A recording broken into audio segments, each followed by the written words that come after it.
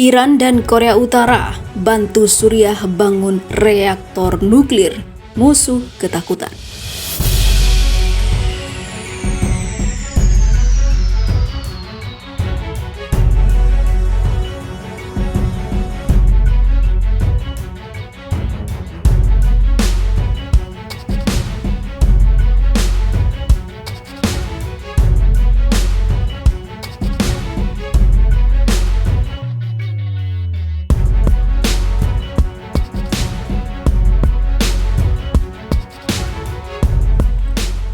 Seorang mantan anggota parlemen Suriah dan anggota oposisi Suriah saat ini mengatakan jika Iran dan Korea Utara membantu rezim Suriah membangun reaktor nuklir.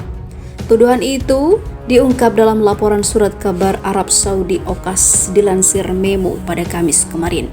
Muhammad Barmo merupakan bagian dari oposisi Suriah di utara negara itu. Dia mengatakan rezim Presiden Suriah Bashar al-Assad sedang mengerjakan proyek untuk membangun reaktor nuklir di dataran Al-Gab di barat laut Suriah. Dengan bantuan dari sekutunya Iran dan Korea Utara, tuduhan Barmo adalah yang terbaru dari banyak lainnya di tahun-tahun sebelumnya yang juga menuduh Teheran dan juga Pyongyang berusaha membantu Damaskus mengembangkan kemampuan nuklir. Pada tahun 2018, portal berita berbahasa Arab yang berbasis di London Al-Quds Al-Arabi mengutip sumber lain di oposisi Suriah yang mengatakan pemerintah Suriah sedang membangun reaktor nuklir di dekat Al-Qushair dengan dekat perbatasan Lebanon. Batang uranium dilaporkan dipindahkan ke fasilitas bawah tanah di daerah tersebut. 3 tahun sebelumnya, surat kabar Jerman Der Spiegel juga melaporkan Badan Intelijen Barat telah menemukan rezim Suriah menyimpan 8.000 batang bahan bakar nuklir di fasilitas bawah tanah rahasia yang terhubung dengan Danau Zaita di dekatnya melalui sumur yang dalam. Menurut laporan itu, praktik semacam itu tidak diperlukan untuk gudang senjata umum, tetapi sangat sesuai dengan persyaratan untuk fasilitas nuklir. Laporan tersebut menyebut fasilitas itu kemungkinan digunakan sebagai lokasi dan metode untuk menyelamatkan program senjata nuklir yang sedang dikerjakan di reaktor Al-Kibar di Provinsi Timur Deir ez-Zor.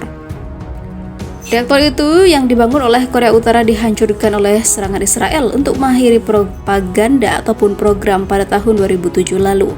Kembali lebih awal ke tahun 2013, Institut Sains dan Keamanan Internasional yang berbasis di Washington menyatakan dalam laporan bahwa Suriah diyakini sebagai aktif menyembunyikan aset yang terkait dengan upaya reaktor nuklirnya yang tidak diumumkan di masa lalu, merujuk pada stok besar logam uranium alam.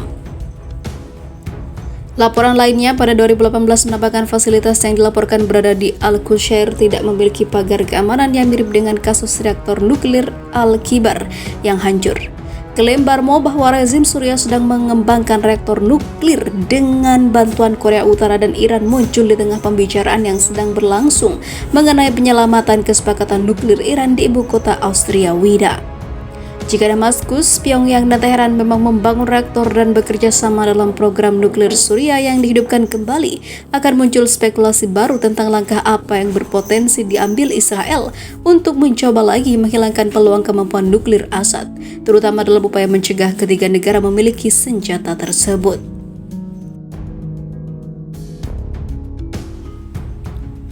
Ternyata cuma jago kandang. Kerap mengancam, Israel ternyata tak memiliki kekuatan untuk menyerang Iran. Seorang mantan jenderal Israel menegaskan bahwa negara Zionis itu tak memiliki kekuatan dan kemampuan untuk menyerang Iran. Sebelumnya, Israel menegaskan akan menyerang Iran dan melakukan segalanya untuk menghentikan program nuklir di negara tersebut. Serangan berskala kecil dan beberapa sabotase memang sempat menimpa fasilitas nuklir tapi tak mampu menghentikan Iran. Tetapi Israel diyakini tak akan sanggup menghancurkan fasilitas nuklir dengan serangan berskala besar. Sangat sulit, bahkan saya bisa mengatakan mustahil untuk meluncurkan serangan yang akan menghancurkan seluruh fasilitas, ujar Jenderal Angkatan Udara Israel Relik Shafir dilansir dari The New York Times. Dalam dunia kita hidup saat ini, angkatan udara yang bisa melakukan serangan seperti itu hanya ada di Amerika, kata Shafir yang merupakan pilot pada serangan fasilitas nuklir Irak di tahun 1981. Menurut Shafir, Iran memiliki lusinan situs nuklir, beberapa bahkan ada di dalamnya, yang ada di dalam tanah, yang akan menyulitkan Israel untuk cepat menekan dan menghancurkannya. Selain itu, Angkatan Udara Israel tak memiliki pesawat perang besar untuk membawa bom penghancur bunker terbaru, sehingga situs yang lebih terlindungi harus diserang berulang kali dengan rudal yang kurang efektif. Proses itu dipastikan akan memakan waktu berhari-hari atau bahkan berminggu-minggu. Hal yang sama juga diungkapkan oleh ahli penerbangan dan mantan Kepala Studi Strategis Udara dan Luar Angkasa Tal Inbar, yang menegaskan saat ini sistem pertahanan Iran sudah jauh lebih baik dibandingkan pada tahun 2012 dan memiliki lebih banyak rudal untuk diluncurkan dengan cepat. Mungkin saat pesawat Israel ingin mendarat di Israel, mereka akan menemukan rudal Iran telah menghancurkan landasan pacu, katanya. Israel terus menyerukan kepada Amerika Serikat untuk memperketat perjanjian nuklir dengan Iran yang saat ini tengah dibicarakan. Israel memang sangat takut atas ancaman Iran. Israel hingga saat ini terus berusaha agar program nuklir yang mereka anggap sebagai ancaman besar bisa dihentikan. Pada September, Kepala Angkatan Bersenjata Israel Letnan Jenderal Aviv Kohavi menegaskan sebagian dana militer Israel dialokasikan untuk menyerang Iran. Sedangkan di bawah ataupun di awal bulan ini, Kepala Mossad David Barnea menegaskan Israel akan melakukan apapun yang diperlukan untuk menghentikan Iran dari pembuatan nuklir.